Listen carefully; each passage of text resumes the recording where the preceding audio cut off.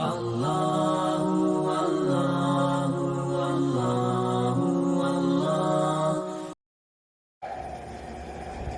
الله الحمد لله اللهم صل على محمد النبي الأمي وعلى آله وسلم تسليما يا رب صل وسلم دائما على حبيبك خير الخلق كلهم.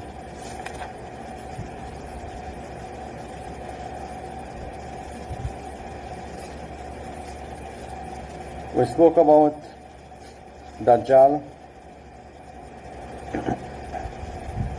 and we spoke about him moving through the earth like a cloud that has been pushed by the wind. So just imagine or just picture that if there's a rain cloud and the wind is blowing, the cloud is dark, the cloud is heavy, and there seems to be nothing able to stop that cloud from coming to a place. And in the time of Dajjal, it will be like that. Nothing will actually be able to slow him down or stop him from approaching a place when he wants to approach a place. And he would be able to travel in that fashion. And Allah knows best whether he will be flying, whether he will be traveling on land, on water. Allah knows best what is going to take place at that time. But this doesn't really affect our Iman, because we know the Rasul Sallallahu Alaihi Wasallam is speaking about him, so Dajjal is going to come. Dajjal has his work to do and we have our work to do. And if we do our work properly, then we have no fear about his work. If, however, we have not done our job properly, then there is something to fear about his job when he has to do it. We spoke about Dajjal approaching a group of people and meeting them. He invites them to believe in him. They believe, and then of course he rewards them with bringing down the rain and bringing the crops. So people will be rewarded by material gains, and even the animals that have died, Dajjal will resurrect them by the permission of Allah, of course. It will be a fitna for them.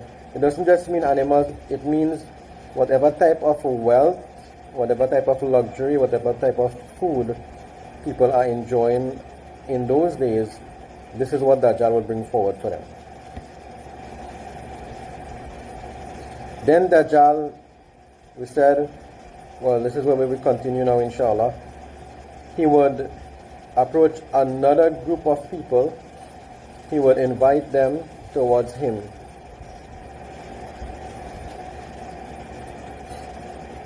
And they would reject him. So these people would be believers. These people would be the ones who have prepared themselves for Dajjal. And Dajjal would leave them.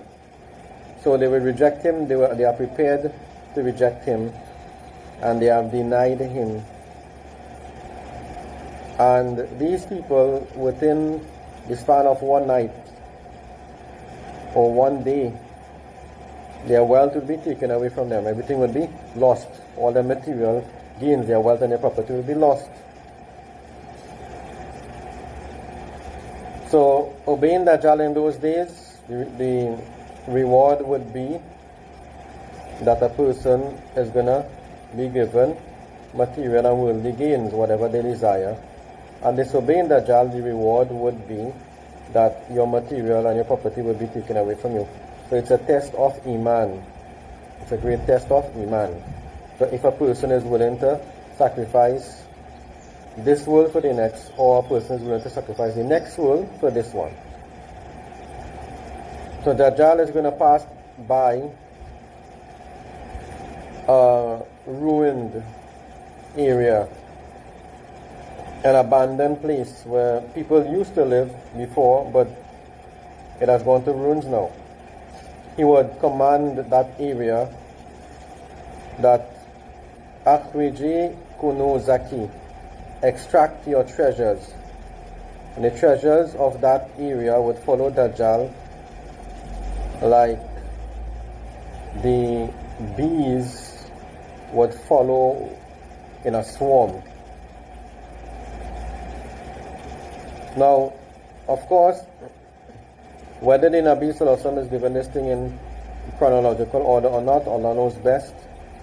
But the Nabi Sallallahu Alaihi Wasallam is skipping out some detail in between of what Dajjal is actually going to be doing. Because these are just only some examples of what he will be doing. There's so much more he will do what we have not been told about as yet. But the Nabi Sallallahu Alaihi Wasallam told us more about Dajjal than any other Nabi had told his people about Dajjal. Even the Anbiya from the time of Prophet Nuh alayhi salam were warning their people about Dajjal. Then the Nabi Sallallahu Alaihi Wasallam says one of the incidents would be that Dajjal would call a man who would be full of youth, so a young, strong man. Dajjal would strike this man with a sword. He would cut him in half, vertically down. He would cut him in half.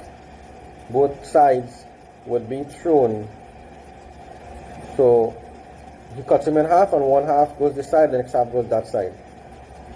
Just to show that the man has really been cut in half. He separates the pieces of this man.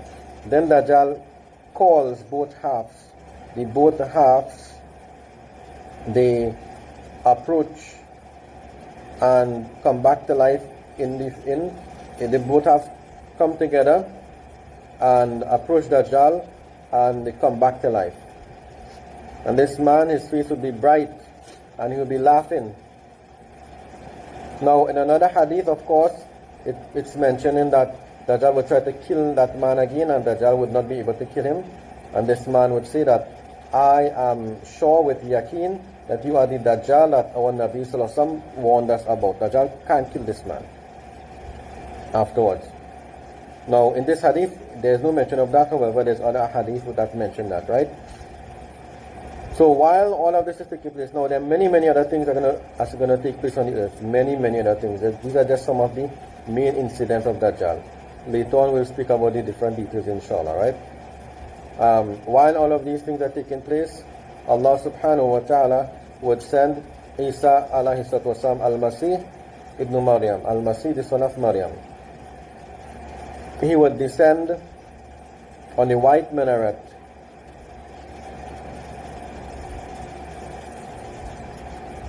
On the eastern side of course, the Masjid of Damascus.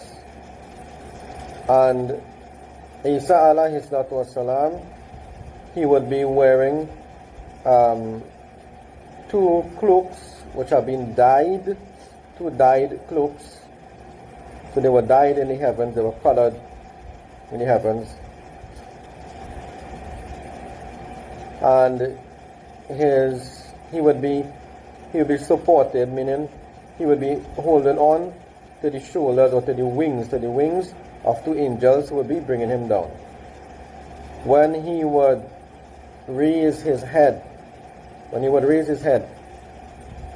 the droplets of water would fall off as if they are pearls.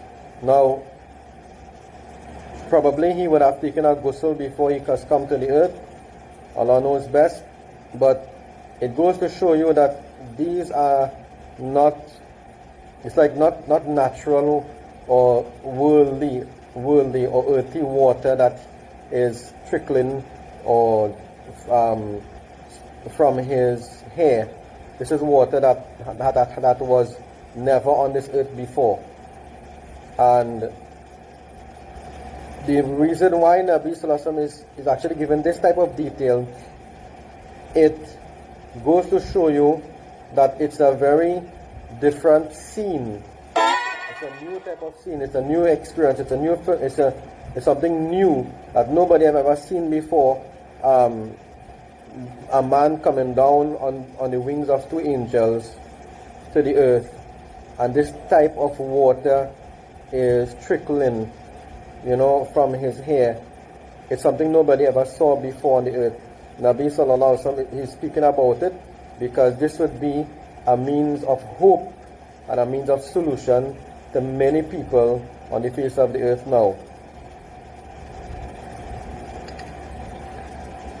It will not be permissible for any kafir to find the rih. The rih meaning the wind of the breath, or the rih. Rih actually means the effect of the breath of Isa alayhi salatu wasalam, except that that person dies. Now, Isa alayhi salatu wasalam, when he comes down, his effect would be so vast. The Nabi sallallahu alaihi wasallam says, وَنَفَسُهُ يَنْتَهِي إِلَى حَيْثُ يَنْتَهِي طَرْفُهُ. His breath reaches as far as the eye can see. As far as the eye can see, his breath reaches. And no kafir will be able to smell it or to feel it, except that that person would fall down dead. Now, this actually means Isa alayhi salatu wasalam, Allah is going to give him some different type of gift. It could actually be literally that his breath he would be able to blow and a wind would reach as far as the eye can see. Allah knows best.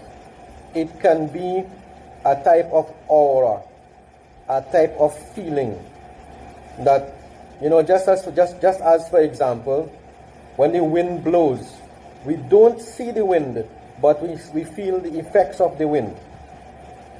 So the word rih means wind or breath, right? It means wind.